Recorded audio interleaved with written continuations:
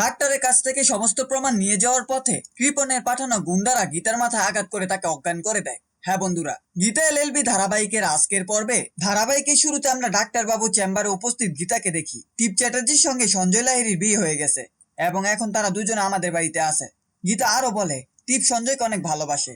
গীতার কথা শুনে ডাক্তার বলে কেসটা বেশ জটিল, আমাকে ভালো করে ভেবে দেখতে হবে কি করা যায়, কিন্তু তার আগে সঞ্জয় লাহিড়ীর সঙ্গে আমার কিছু কথা বলতে হবে। পরবর্তী দিনে গীতা ও ম্যাক মিলে সঞ্জয়কে ডাক্তারবাবু চেম্বারে নিয়ে আসে। সঞ্জয় চরম বিভ্রান্ত হয়ে বলে আপনারা আমাকে কোথায় নিয়ে এসেছেন? আপনারা বলেছিলেন তো আমাকে টিপের কাছে নিয়ে যাচ্ছেন, তাহলে টিপ কোথায় এখানে?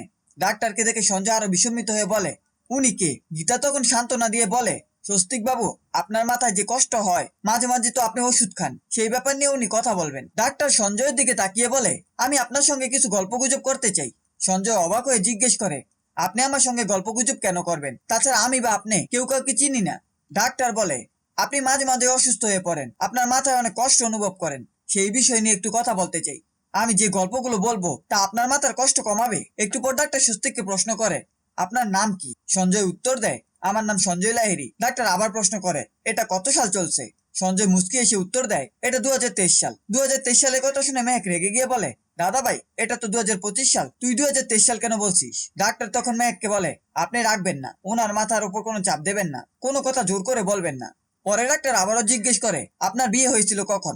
সেটা মনে আছে? সঞ্জয় টিপের সঙ্গে বিয়ের মুহূর্তগুলো মনে করার চেষ্টা করে কিন্তু ঝাপসা আসে। সঞ্জয় বলে আমার কিছু মনে পড়ছে না, আমি জানি না কবে বিয়ে হয়েছিল। গীতা তখন বলে স্বস্তিক বাবু, আপনার মনে নেই? আমার সঙ্গে আপনার বিয়ে হয়েছে, একটু মনে করার চেষ্টা করুন। আর আমার পেটে আপনার সন্তান আছে, আমার গর্বে আপনার সন্তান। সন্তানের কথা শুনে স্বস্তিক রেগে গিয়ে বলে আপনি কি বারবার বলছেন? আমি কেন আপনার সন্তানের বাবা হব? আমি টিপের কাছে যাব, আমি টিপকে ভালোবাসি, আমাকে টিপের কাছে নিয়ে যান। মেহেক তখন তৎক্ষণাৎ বলেন তুমি আমার সঙ্গে চলো, আমি তোমাকে নিয়ে যাচ্ছি।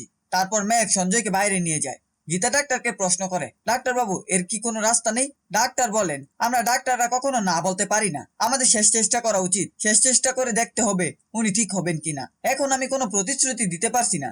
পরের দৃশ্যে আমরা মুখার্জি বাড়িতে ফিরে যাই। টিপ সঞ্জয়কে খুঁজে না পেয়ে বেশ চিৎকার করছে। সে গিনিকে বলে আপনি জানেন না আমার সঞ্জয় কোথায়? আমি কখন থেকে সঞ্জয়কে খুঁজে পাচ্ছি না। গিনি বলে আমি শুধু এতটুকুই জানি ও গীতার মেয়েকে সঙ্গে বেরিয়েছে, শুনেছি ওরা নাকি কেনাকাটা করতে গেছে। টিপ অতিষ্ঠ হয়ে তার মায়ের কাছে যায়। প্রিয়ঙ্কদা চ্যাটার্জি বলে তুমি একটু শান্ত হও, এভাবে চেঁচামেচি করলে তুমি নিজেই অসুস্থ হয়ে পড়বে, একটু ধীরে ধীরে কথা বলো, ওরা কিছুক্ষণ পর ফিরে আসবে। মায়ের কথা শুনে টিপ ক্ষিপ্ত হয়ে বলে তুমি এখান থেকে চলে যাও, আমি তোমার কোনো কথা শুনতে চাই না। অন্যদিকে সঞ্জয় ফিরে এসে টিপকে জড়িয়ে ধরে বলে তুমি কোথায় চলে গিয়েছিলে? ওরা আমাকে বললো তোমার কাছে নিয়ে যাবে, আমি তো তোমাকে খুঁজতে বেরিয়েছিলাম কিন্তু তোমাকে পাইনি। টিপ শান্ত কণ্ঠে বলে আমি তো কোথাও যাইনি, নিশ্চয়ই তোমার কাছে ছিলাম। গীতাও মেহেককে দেখে টিপ প্রশ্ন করে তোমরা ওকে কোথায় নিয়ে গিয়েছিলে? মেহেক সরাসরি বলে ডাক্তারের কাছে। টিপ সন্দেহ প্রকাশ করে তোমরা নিশ্চয়ই আমার থেকে সঞ্জয়কে দূরে রাখার চেষ্টা করেছিলে। গীতা জবাব দেয় আমি আইনের মারপ্যাচ করে প্রমাণ দিয়ে সঞ্জয়কে তখনই স্বস্তিক রূপে ফিরে আনতে পারতাম, কিন্তু আমি সেটা করিনি। আমি তোমাকে কথা দিয়েছিলাম যাকে স্বস্তিক ভালোবাসবে সেই স্বস্তিককে পাবে, কিন্তু এখন স্বস্তিক বাবু স্মৃতিশক্তি হারিয়ে ফেলেছে, তিনি কিছু মনে করতে পারছেন না, তাই আমি তাকে ডাক্তারের কাছে নিয়ে গিয়েছিলাম। প্রিয়ঙ্কদা চ্যাটার্জি কড়াকণ্ঠে গীতাকে বলে আমি তোমার সঙ্গে একমত হতে পারলাম না, যদি তুমি আগে আমাকে বা টিপকে বলতে তাহলে টিপ এতটা উত্তেজিত হতো না, তুমি এটা অন্যায় করে বসেছো। কিছুক্ষণ পর সঞ্জয় টিপকে বলে আমাকে একটু পানি দাও, সাথে আমার ওষুধটা দাও, আমার ওষুধ খাওয়ার সময় হয়ে গেছে। টিপ সঞ্জয়কে ঘরে নিয়ে যায়। সবাই চলে যাওয়ার পর প্রিয়ঙ্কদা চ্যাটার্জি গীতার পাশে এসে বলে আমি তোমার কষ্টটা বুঝতে পারছি, কিন্তু আমার মেয়েও তো খুব কষ্ট পাচ্ছে। গীতা বলেই ওঠে এটাই হচ্ছে মায়ের মন, আপনার মেয়ে তো আপনাকে সহ্যই করতে পারে না, তবু আপনি ওর জন্য এতটা ভাবছেন। গীতা আরো বলে টিপ চ্যাটার্জি হিসেবে তুমি আমাকে মা হিসেবে নাই মেনে থাকতে পারো, আমি টিপকে মেয়ের আসনে বসিয়েছি, ওখান থেকে কেউ ওকে সরাতে পারবে না, সারা জীবনই ও আমার মেয়ে হয়ে থাকবে। কিছুক্ষণ চুপ থাকার পর প্রিয়ঙ্কদা চ্যাটার্জি বলেন তুমি আমার মেয়েটার দিকটাও একটু ভাবো। গীতা দৃঢ়ভাবে বলে আমি সঞ্জয়কে ঠিক সময় স্বস্তিক হিসেবে ফিরিয়ে আনবো, সেটা হলে হবে, আমার সন্তান পৃথিবীতে আসার আগেই এই প্রতিশ্রুতি আমি আমার হবু সন্তানকে দিয়েছি। প্রিয়ঙ্কদা আর কিছু না বলেই মুখার্জি বাড়ি থেকে বেরিয়ে যায়। আগামী পর্বে আমরা দেখতে পাবো গীতা এবং পুলিশ অফিসার বড়বাবু গিয়ে সেই ডাক্তারকে দেখবেন যিনি স্বস্তিক মুখার্জি চিকিৎসা করিয়েছিলেন।